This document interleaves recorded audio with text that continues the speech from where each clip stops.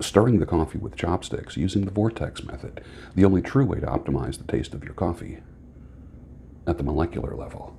Good morning. Welcome to the Daybreak Show. I am the Sultan. We'll get started, but first, coffee. In a brand new mug, courtesy of Michael Foster from itsgoodtobeaman.com.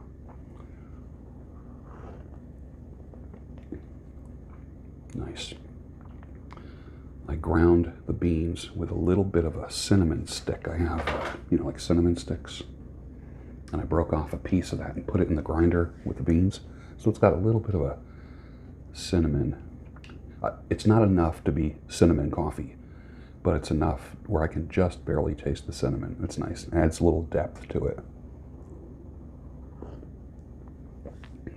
The mug has an axe in the logo. It's good to be a man. Nice. They're going to be doing a conference next year. I was invited to speak at that conference in 2021, which will make right now in 2021 6 conferences that I will be speaking at. Speaking of conferences, there is the Patriarch Conference coming up and the 22 Convention for Women. They are at the same time. They're going to be at the same hotel at the very end of April, early May. A 3 and 4 day event. Men who are fathers or who want to be fathers, the Patriarch Convention is for you. The 22 Convention is for women, and it's a very unique, popular convention. I'll put the links for both of them down below. 22 Convention will be for women. It's at a resort hotel. You're going to love it. If you're a female watcher of mine and you like teachings about masculinity and femininity that aren't done by a-holes, by content creators that are popular, strong, controversial, and you're a woman and you like teaching from people who have a head on their shoulders and no agenda, then I think the 22 Convention would be for you. You would like it. I'll talk more about it in the next week or so.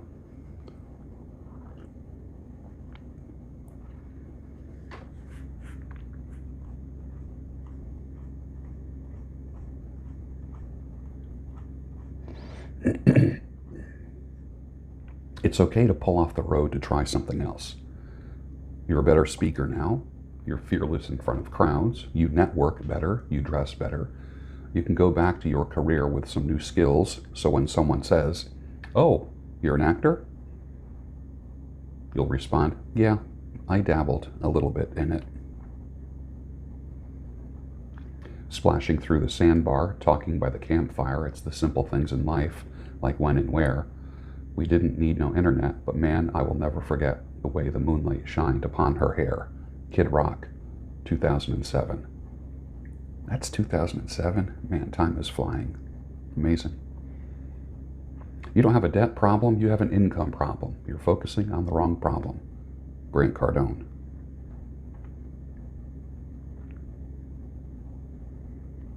I'll never forget at University of Pennsylvania in 2014, Ravi Zacharias was there. A couple things he said really stayed with me.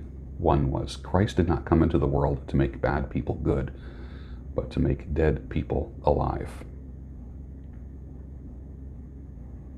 Definitely a philosophical, theological concept. I love where theology meets philosophy. Love that. I'll hang out at that crossroads any day of the week. Bob Ross was so poor he couldn't afford haircuts, so he permed his hair. He permed his own hair a few times a year into a big carefree afro. That hair became his trademark. He spent 20 years in the military in Alaska when he retired as a master sergeant. He swore he would never raise his voice or yell at people ever again. He learned how to paint mountains and landscapes while being surrounded by them in Alaska. He painted on his lunch hour and sold his paintings on the side. People asked him to teach them his method. Some critics called him the Mr. Rogers of the art instruction world. I could see that, where people would be very demeaning and look down on him. He learned a wet-on-wet technique from William Alexander, and he says that skill was the most valuable gift he's ever been given. In his lifetime, in his career, he was on QVC with his products. Later in his career, he named his show after how he feels when he paints, the joy of painting. He discovered he had lymphoma in his later years. He died at home in 1995 in Florida at the age of 52. He said one of his secrets for remaining happy was to not watch the news. Interesting, right? That's what I've been telling you. He never made mistakes. He made happy accidents. At the end of each episode, Bob Ross was known for saying, "So from all of us here, I'd like to wish you happy painting, and God bless, my friend." Story of Bob Ross.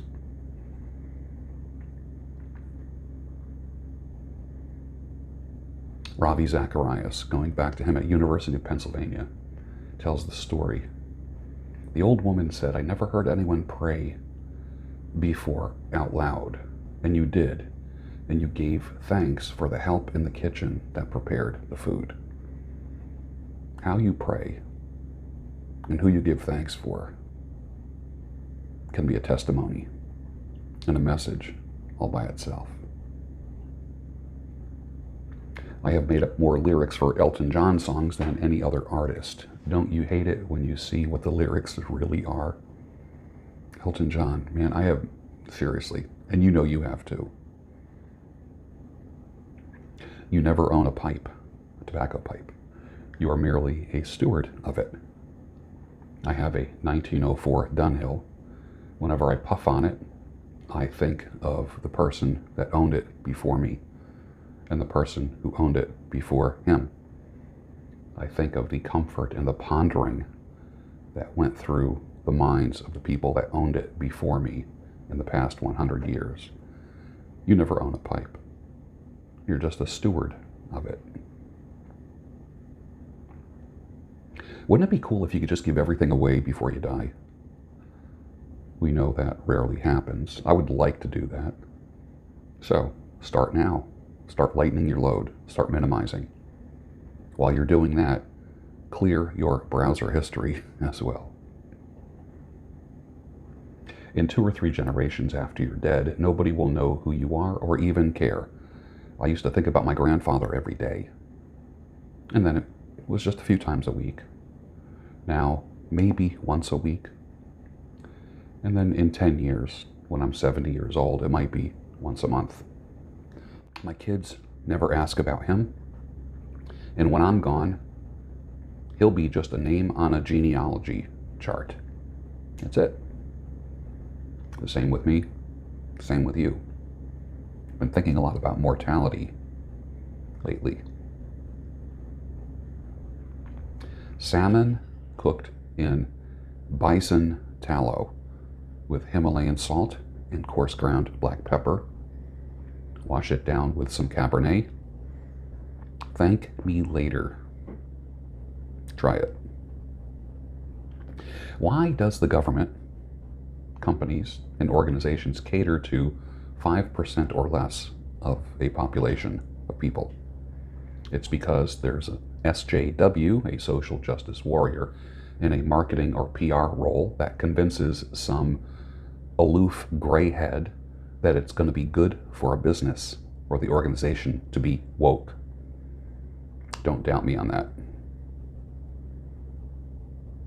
So I guess now the coronavirus travels in feces, so you could take a shit and the smell of the shit, the virus is in the smell of the shit, I don't know what you would call it, and the exhaust fan in the bathroom sucks it up and spreads it through the rest of the building, an apartment building. You can't make this shit up. I read that yesterday. Women talk and men do. Don't talk with your father who might not have been in your life. We talked about Forgiving your mother. Now let's talk about your father. Don't just talk with your father. Do stuff with him. It might start out as talking, but do things with him when you re-enter his life or he re-enters your life. The best way to build a relationship with your dad, who you've been alienated from, is to do things with him. And while you're doing things with him, listen to him, receive his wisdom. Also, if he apologizes, receive those apologies. He's remorseful for not being in your life. Remorse is necessary when you want to make changes. Feeling bad sometimes is good.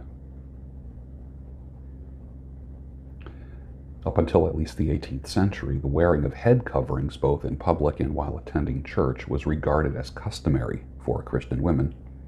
In Mediterranean, European, Middle Eastern, African, and Asian cultures, women who did not wear head coverings were interpreted to be a prostitute or adulterers. In Europe, the law stipulated that married women who uncovered their hair in public was evidence of her infidelity.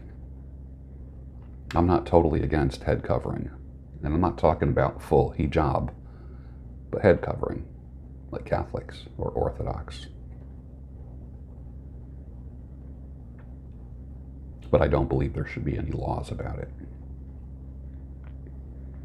It takes a lot more than LARPing in the kitchen, making sandwiches, red lipstick, and tweeting about it to be feminine, although it might be a start. I've seen a little trend of women wearing red lipstick and doing the, I guess, what they're calling the Femininity challenge.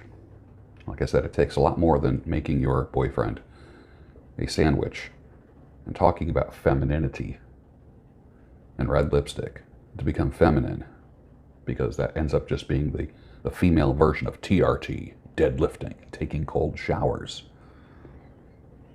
Sit quietly and watch. Trends blow in and they blow out. Take a sip of my coffee.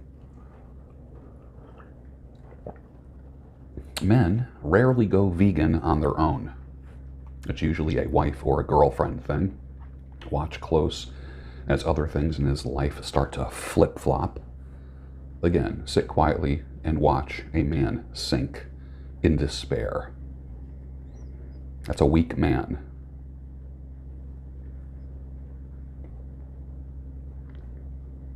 Folks say Papa was never much on thinking, spent most of his time chasing women and drinking. Mama, I'm depending on you to tell me the truth.